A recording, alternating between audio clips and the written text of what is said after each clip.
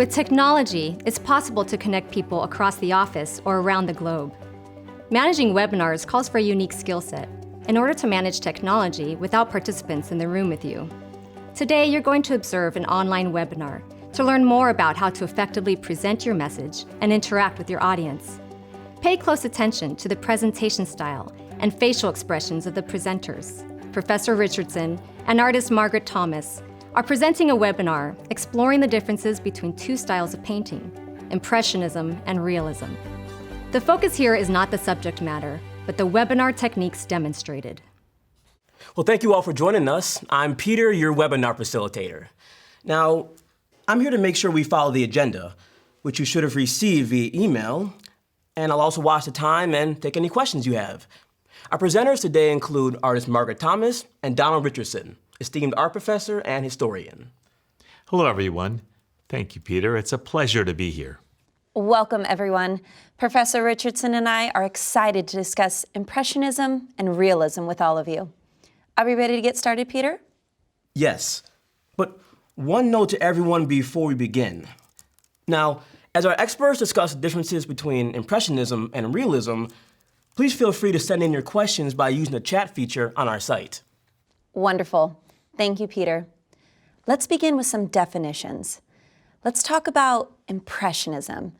It's a style of art that was developed in the mid-19th century that uses loose brushstrokes, undefined lines, and splashes of color to create an impression or a feeling of a moment in time.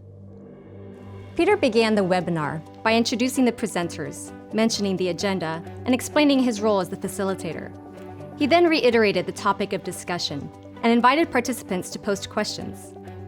Margaret and the professor both looked relaxed and pleasant. Margaret spoke clearly as she began the presentation. Her comments were reinforced by concise bullet points. Notice what happens in this next segment as we rejoin the webinar. Unlike Impressionism, Realism conveys a truthful and objective vision of life.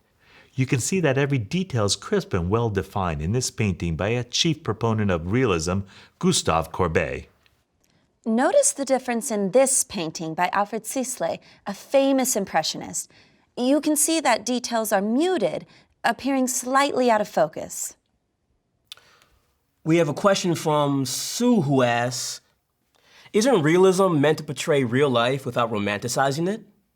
Art can be very subjective, and we don't always understand the motive of the artist. I remember once a student of mine tried to mimic the style of John Singer Sargent. He was not successful at all at portraying the facial expressions of the model in the class. You're right, Professor. Art is very subjective. But back to Sue's question. Realism is meant to present what you would actually see if you were looking at the live scene. In fact, the focus of realism often shows ordinary life. Livestock, farm workers, basically people living their lives.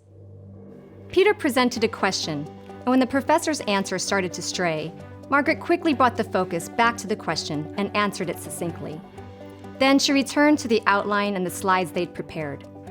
It's essential in online presentations that you stay on topic, to keep participants' attention, and to make best use of your time. Notice also that the presenters are intentional about looking into the camera and careful to only glance at their notes. Let's go back to the webinar and see how it ends. The response to the Impressionist movement was negative at first. In 1874, art critic Louis Leroy wrote the following commentary on Impressionist Pissarro's work. The trees are not violet. The sky is not the color of fresh butter, and no sensible human being could countenance such aberrations. By the 1880s and 90s, the world began to embrace Impressionism. Today, I'm happy to say that both realism and Impressionism are at home in most art museums across the world. We've reached the end of our agenda. Thank you for joining us today. Yes, and thank you for attending. And thank you, Peter, for managing questions. Now, a recording of this webinar will be available online tomorrow. You'll also receive a survey by email that we hope you'll take a moment to complete. Interesting webinar with information presented well. Here are some of the skills you'll need to effectively manage webinars. Prepare an agenda or presentation outline and follow it. Plan for the facilitator to explain their role, introduce presenters, and describe how participants can interact by asking questions. Keep a smile on your face and stay relaxed and confident. At the beginning, state the objective of the meeting or subject of the webinar. Include relevant bullet points and interesting visuals to support and enhance your message. Answer questions succinctly, then return to the prepared agenda or outline. At the end, summarize key points and provide information on next steps.